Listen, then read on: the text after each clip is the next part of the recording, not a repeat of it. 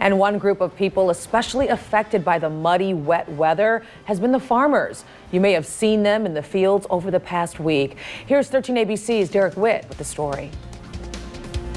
Due to the soggy conditions over the past few months across the area, some farmers have had to wait until the ground froze to start to take off their crops. Most of the time we're done by Thanksgiving. Once in a while, the first week of December.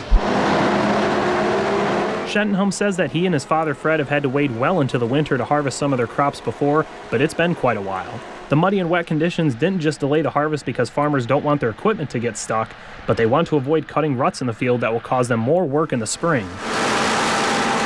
The extra tillage and your window is so small in the spring to try and get that crop planted that if you have to do extra trips, the costs and the stress of it, it just all adds in. Despite the cold and snow that crops across the area had to endure before being harvested, it actually doesn't impact their yields as much as you would think. We're probably losing 3 to 5% on some of the corn. Soybeans was very minimal.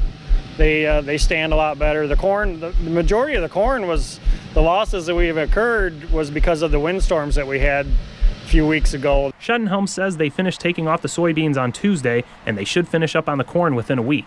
The wet weather during the fall also cut down the number of acres of wheat that some farmers could plant.